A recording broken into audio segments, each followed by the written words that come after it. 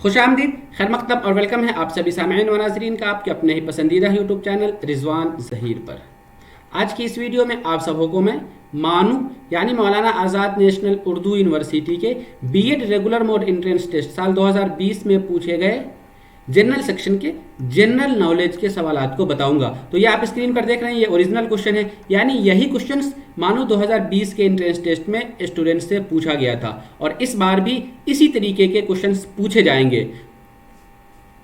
तो और साथ ही साथ आपको बता दूं कि ये जनरल सेक्शन का मतलब है ये सभी सब्जेक्ट, आप अगर मानो में किसी भी सब्जेक्ट से एंट्रेंस देने वाले हैं तो आपको ये क्वेश्चन देखना ही पड़ेगा। आपसे इसी तरीके के 10 क्वेश्चंस जनरल नॉलेज के पूछे जाएंगे। तो ये क्वेश्चन बहुत हेल्पफुल है आपके लिए और मैं इस क्वेश्चन में आपको पूरे डिटेल्स के साथ भी बताऊंगा। तो चलिए शुरू करता हूं, लेकिन उससे पहले एक इंफॉर्मेशन दे दूं कि मानो बीएड और डीएलएड प्रीवियस ईयर के 6 सालों के क्वेश्चंस मेरे पास अवेलेबल हैं आंसर के साथ। अगर आप मानो से डीएलएड करना चाहते हैं तो उसमें आपको मैं 6 साल का क्वेश्चन जो 2015 से 20 तक का है वो क्वेश्चंस प्रोवाइड करा दूंगा। उसी तरीके से अगर आप बीएड करना चाहते हैं, बीएड में आपका सब्जेक्ट उर्दू है, सोशल साइंस है, मैथमेटिक्स है, बायोलॉजिकल साइंस या फिजिकल साइंस, किसी भी सब्जेक्ट के आप स्टूडेंट हैं तो आपको 6 ईयर्स के क्वेश्चंस मिल जाएंगे आंसर के साथ। तो उसके लिए भी आप मेरा व्हाट्सएप नंबर दिएगा 8804447155। इस नंबर पर आप हमें कांटेक्ट कर सकते हैं। उसी तरीके से अगर आप मानो का गाइड लेना चाहते हैं तो मेरे पास गाइड भी अवेलेबल है एंट्रेंस टेस्ट की तैयारी के लिए, बहुत ही हेल्पफुल होगा आपको।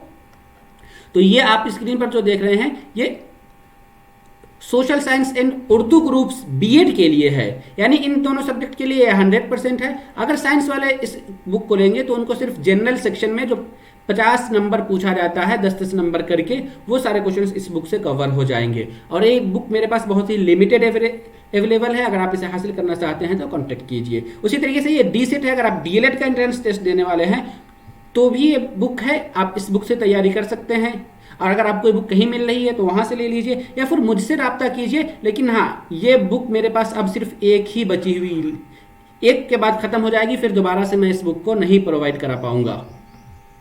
और बीएड की भी लिमिटेड है, ये भी बहुत कम बची हुई है। अगर आप लेना चाहते हैं तो हमसे कांटेक्ट कीजिए, आपको यहाँ पर नंबर दिख रहा है 8804447155, इस नंबर पर कांटेक्ट कर सकते हैं। तो चलिए, तो अलग बात थी, अब हम आगे बढ़ते हैं और सबसे पहले जो असल हमारा काम है, यानी आज की इस वीडियो में जो आपको मैं बताने वाला हूं बीएड एंट्रेंस टेस्ट उर्दू के जनरल सेक्शन के क्वेश्चंस। तो आप यहाँ स्क्रीन पर ये देख रहे हैं, ये क्वेश्चन आम मालूमात यानी जनरल नॉलेज के क्वेश्चन है और हिस्सा अव्वल है। सबसे पहला क्वेश्चन, आलमी यौम पानी वर्ल्ड वाटर डे कब मनाया जाता है? मार्च 8, 14 मार्च, 21 मार्च या फिर 22 मार्च? वर्ल्ड वाटर डे कब मनाया जाता है? तो आपको मैं बता दूं, वर्ल्ड वाटर डे 22 मार्च को मनाया जाता है। और कब? 22 मार्च से यूएनओ यूनाइटेड नेशन ऑर्गेनाइजेशन की जानिब से इस स्कीम को लाया गया, यानी उस सबसे पहले 1993 में यूएनओ ने अनाउंस किया वर्ल्ड वाटर डे 22 मार्च को हर साल मनाने का। तो वाटर डे 22 मार्च को मनाया जा रहा है, कब से? तो 1993 से। और ये वर्ल्ड वाटर डे है क्योंकि यूएनओ ने इसे मनाना स्टार्ट किया। चलिए आगे बढ़ते हैं नेक्स्ट क्वेश्चन की तरफ।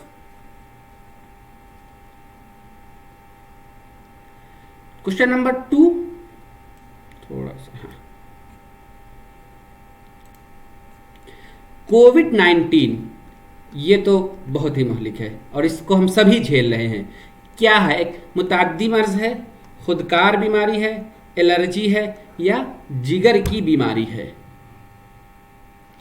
तो इसमें आपको थोड़ा सा बाकी जो खुदकार बीमारी खुद से हो जाने वाला, एलर्जी जो हमें इन्फेक्शन हो जाता है, एलर्जी हो जाता है वो है, या फिर जिगर की बीमारी है, क्या है आपके सामने यहाँ पर? और एक मुताद्दी मीन्स होता है फैलने वाला, एक से दूसरे को बढ़ने वाला। तो आप यहाँ पर अगर इस क्वेश्चन के मानी समझ रहे हैं तब तो ठीक है, नहीं तो अगर मानी नहीं समझ रहे हैं तब आप इसका गलत आंसर कर देंगे। तो इसका राइट आंसर ऑप्शन ए मुताद्दी यानी फैलने वाला है। लेकिन इसके साथ आपको कुछ और भी फैक्ट इस क्वेश्चन से बता दूं जो एग्जाम में पूछे जाने के चांस है। कोविड, ये असल कोविड क्या है? तो कोविड दो चीजें, को से ये कोरोना वायरस है, कोरोना, वी जो इसमें लगा हुआ इससे वायरस है, और डी जो आप देख रहे हैं वो डिजीज है। तो ये कोविड का जो नाम रखा गया है, इस पूरे नाम में भी बाज़ दफ़ा आपसे इसका स्पेलिंग या इसका फुल फॉर्म पूछ लिया जाएगा। तो कोविड का फुल फॉर्म जो है कोरोना वायरस डिजीज, और यहाँ पे 19 क्यों लगा हुआ है? तो ये सबसे पहले दिसंबर 2019 में इसकी पहचान की गई थी। और ये कहाँ से? चाइना, चीन का एक शहर है वुहान। तो इसकी शुरुआत चीन के वुहान से हुई। कब? दिसंबर 2019 में। तो इसी वजह से इसके लिए 19 लगा हुआ है, इसको हम कोविड-19 भी कहते हैं। अब अगर इसके कुछ और फैक्ट बात कर लें, हिंदुस्तान में सबसे पहला मर्ज किस स्टेट में पाया गया? तो वो आपका सही जवाब होगा, कोविड-19 का सबसे पहला वो है केरल में।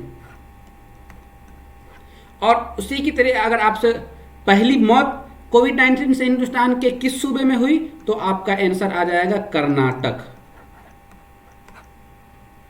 और कोविड-19 जैसी मुहलिक बीमारी से बचने के लिए वैक्सीन लगवाना जरूरी है। सरकार इस बात की बहुत ऐलान कर रही है। तो वैक्सीन भी हिंदुस्तान ने 2 वैक्सीन डेवलप किए हुए हैं। हिंदुस्तान में 2 वैक्सीन अभी लोगों को लगाए जा रहे हैं। सबसे पहली क्या है? एक है कोविशील्ड,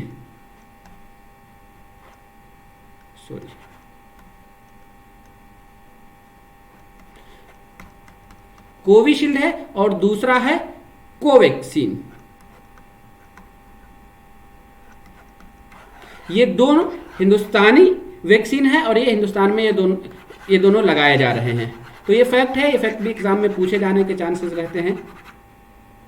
उसी तरीके से अब हम नेक्स्ट क्वेश्चन की तरफ बढ़ते हैं। नेक्स्ट क्वेश्चन जो हमारा है, बार पानी लेक यानी बार पानी झील कहाँ वाक़ है?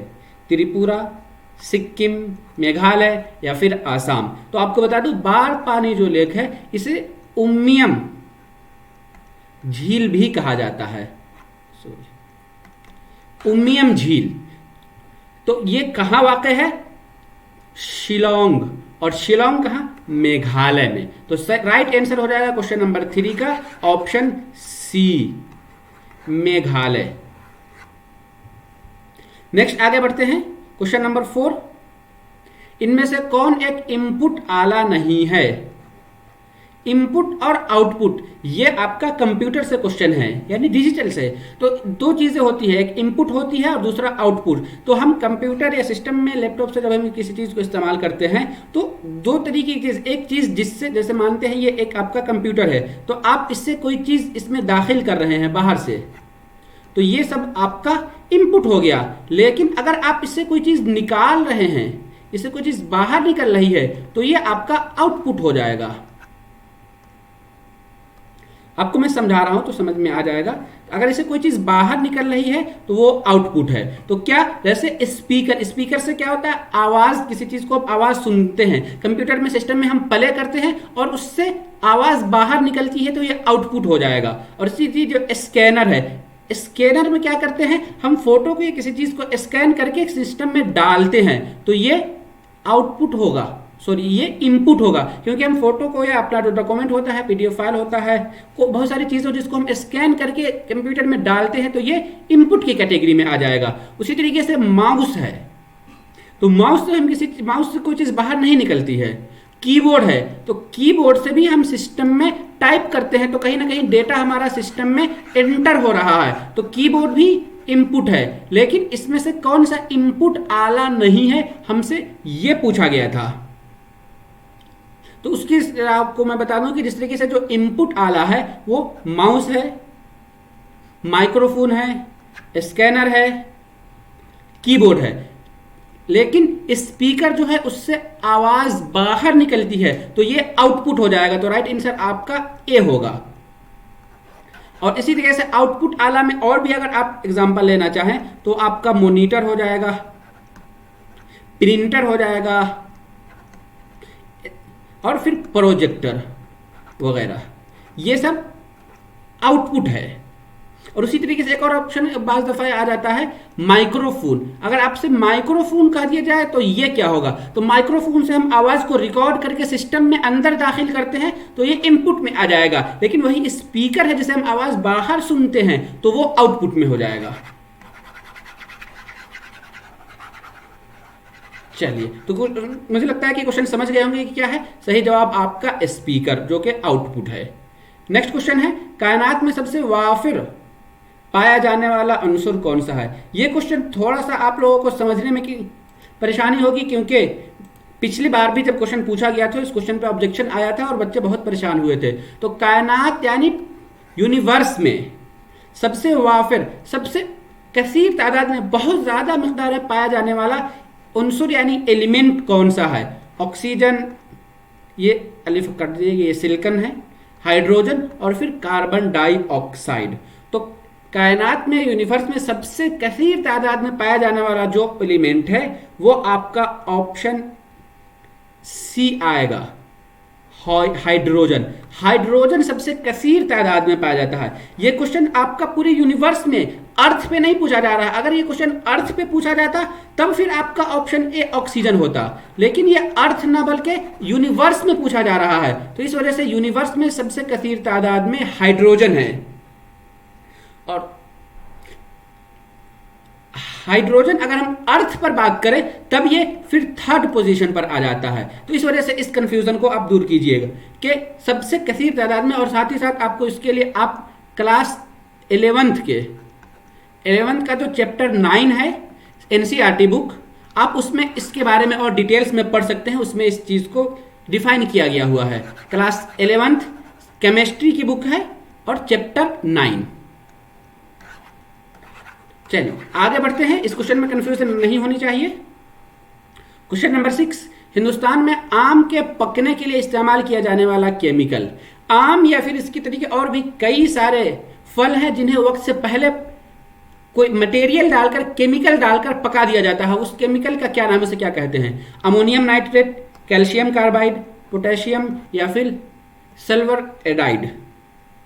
तो वक्त से पहले पकने के लिए मीन्स के आम अभी पेड़ से कच्चा, जब एक जो पेड़ से पक कर नीचे गिरता है वो पेड़ से पका हुआ ओरिजिनल होता है। लेकिन आजकल बहुत जल्दबाजी के चक्कर में जो कारोबारी लोग होते हैं वो कच्चा आम को ही तोड़ लेते हैं और फिर उसमें केमिकल डालकर उसे पकाकर मार्केट में बेचते हैं। तो वो केमिकल जो है, उस केमिकल का नाम कैल्शियम कार्बाइड है। कैल्शियम कार्बाइड का जो केमिकल फार्मूला अगर हम करें तो वो CaC2 हो जाएगा। बाज दफा इसे सिंपल में कार्बाइड भी कहते हैं और इसका कच्चे फल को पकाने के लिए इस्तेमाल किया जाता है। और इसी तरीके से पोटेशियम जो है ये तो खेतों में फसल के लिए इस्तेमाल किया जाता है, मिट्टी के लिए। अमोनियम नाइट्रेट ये एक आला है जो धमाका के लिए इस्तेमाल किया जाता है। चलिए, तो सही क्वेश्चन है आपका option B, calcium carbide. Next है क्वेश्चन नंबर 7, हिंदुस्तान का सबसे तवील कौमी शाहराह कौन सा है। मीन्स के आप थोड़ा सा जो टेक्निकल वर्ड आता है उस वर्ड को भी पहले से ध्यान रखना होगा। तवील मीन्स आता है लंबा, लॉन्गेस्ट।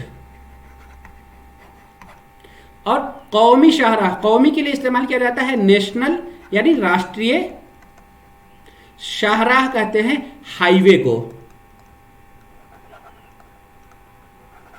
नेशनल हाईवे, सबसे लंबा नेशनल हाईवे हिंदुस्तान का कौन सा है। NH1, NH2, NH10 या फिर NH44। तो इस क्वेश्चन का जो कि राइट आंसर है वो आपको बता दूं कि ऑप्शन डी होगा, NH44।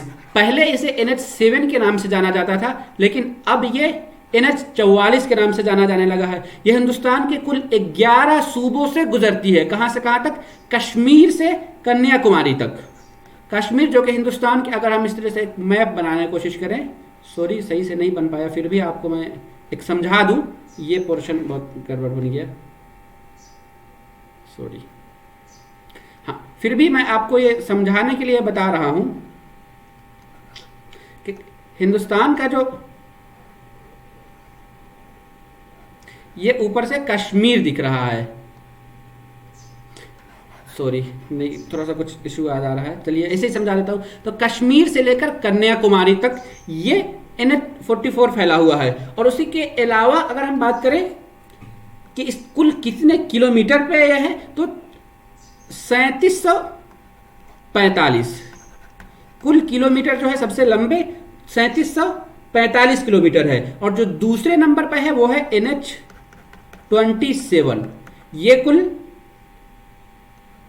3507 किलोमीटर पर है। तो फर्स्ट आपका NH44 हो गया और दूसरा NH27 हो गया। नेक्स्ट आगे बढ़ते हैं,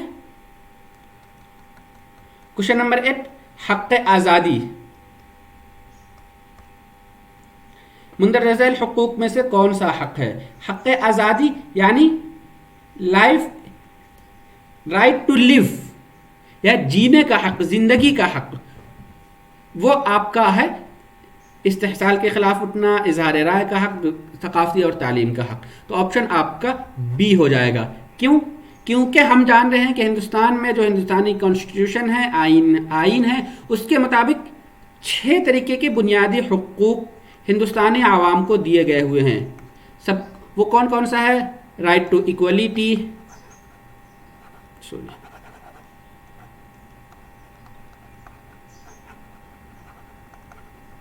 राइट टू लिबर्टी, फिर नेक्स्ट है आपका, तो इस तरीके से 6 है। मैं इस पे अलग से एक वीडियो बना दूंगा, उस पर आपको समझा दूंगा। तो उसमें एक जो राइट है, वो राइट है आपका आर्टिकल 21 में, जिसमें जिंदगी का हक के बारे में बताया गया है, इंसान को जीने का हक है और उसका क्या क्या हक है। और ये जो 21 आता है वो है राइट टू फ्रीडम, जिसको आज़ादी का हक कहते हैं। ये आर्टिकल 19 से 22 में जिक्र किया गया है। और फंडामेंटल राइट का इंडियन कॉन्स्टिट्यूशन में जो कि जिक्र है वो है आर्टिकल 12 से 35 तक। इस तरीके के क्वेश्चंस भी एग्जाम में पूछे जाते हैं, ये क्वेश्चन भी आता रहा है, तो इस वजह से आप इन चीज़ों को याद रखिए। नेक्स्ट आगे बढ़ते हैं। सॉरी, थोड़ा सा आज फर्स्ट डे है, इस वजह से प्रॉब्लम हो रही है सिस्टम पे। पहले भी मैं नहीं यूज़ कर रहा था, अब नया यूज़ कर रहा हूँ।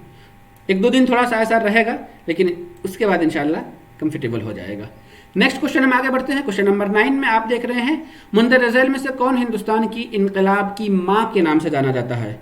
हिंदुस्तान की इनकलाब की माँ किसे कहा गया? झांसी की रानी, भीकाजी रुस्तम कामा, एनी बेसेंट, या फिर सरोजिनी नायडू? तो हिंदुस्तान की इनकलाब की माँ भीकाजी रुस्तम कामा को, या भीकाजी कामा, आमतौर पर हम इनका नाम भीकाजी कामा लेकर कहते हैं, इन्हें हिंदुस्तान की इनकलाब की माँ कहा जाता है।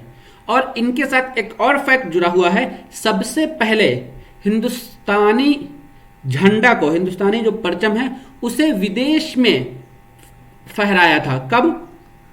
1907 में। ये जर्मन की थी और 1907 में पहली बार इन्होंने ही हिंदुस्तानी झंडा को लहराया था। तो ये भी क्वेश्चन पूछा जाता है, अभी जो हमारा तिरंगा है वो सबसे पहले कब फहराया गया, किसने फहराया? तो आप इसको भी याद रखिए। उसी तरीके से आप एक जो एनी बेसेंट और सरोजिनी नायडू देख रहे हैं, तो सरोजिनी नायडू को बुलबुले हिंद, नाइटिंगेल ऑफ इंडिया भी कहा जाता है। क्या? और इनका ताल्लुक हिंदुस्तान के गुजरात से था। और एनी बेसेंट जो आप देख रहे हैं, एनी बेसेंट एक ऐसी खातून है जो हिंदुस्तान की ना होते हुए भी हिंदुस्तानी थी, यानी वो तो गैर मुल्की थी लेकिन उनका दिल हिंदुस्तानी ना, उनके बारे में ये कहा जाता है। नेक्स्ट आगे बढ़ते हैं, क्वेश्चन नंबर 10, इसका लास्ट होगा इस वीडियो का। रविंद्रनाथ टैगोर जब कौमी तराना लिखा था तो उसका सही उन्वान था। रविंद्रनाथ टैगोर ने कौमी तराना को किस उन्वान से लिखा था? जनगण मन अधिनायक, भारत भाग्य विधाता, भारत भागा, या भारत विधाता? 4 ऑप्शन में से। तो सबसे पहले मैं आपको बता दूं रविंद्रनाथ टैगोर ऐसे शख्सियत थे जिसे पहली बार हिंदुस्तान से नोबेल प्राइज इनाम मिला। कब? 1913 ईस्वी में। और उन्होंने इस कौमी तराने को, जो जनगण मन अधिनायक है, अभी हिंदुस्तान का कौमी तराना है, उसे लिखा था 1911 ईस्वी, सॉरी क्या 1911 ईस्वी में। और साथ ही साथ अगर हम डेट की भी बात कर ले तो वो है 11 दिसंबर 1911 ईस्वी को। और फिर इसे कौमी तराना 24 जनवरी 1952 को कौमी तराना तस्लीम किया गया।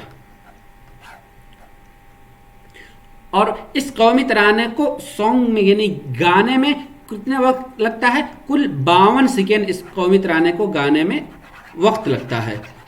और इसके अलावा और भी कई सारे फैक्ट्स हैं इससे रिलेटेड, जो कि मैं आपको अलग से दूसरी वीडियो बनाऊंगा, आगे वीडियो बनाऊंगा तो उन सारे वीडियोस में बताता रहूंगा, क्योंकि ये वीडियो आपका जनरल सेक्शन का था, ये क्वेश्चन सभी के लिए इंपॉर्टेंट था। अब यहीं पर मेरा 10 क्वेश्चन खत्म हुआ। हम फिर मिलेंगे आप सबों से जनरल उर्दू के 10 सवालात के साथ। ये क्वेश्चन भी बीएड के सभी सब्जेक्ट्स वालों के लिए यकसा हेल्पफुल है। इस वजह से आप हमारी अगली वीडियो को भी देखिए, और कहीं पर कोई कंफ्यूजन हो या कोई डाउट हो तो आप हमें ज़रूर बताइए। और इसके अलावा अगर आप को मैं शुरू में जो बताया था कि बुक मेरे पास एंट्रेंस टेस्ट की गाइड अवेलेबल है, आप अगर इसे हासिल करना चाहते हैं तो हमें व्हाट्सएप कीजिए या कॉल कीजिए, तो यहाँ आपको टाइम दिया गया हुआ है। तो आज की इस वीडियो में दीजिए हमें इजाज़त, हम फिर मिलेंगे, तब तक के लिए शुक्रिया, अल्लाह हाफिज़।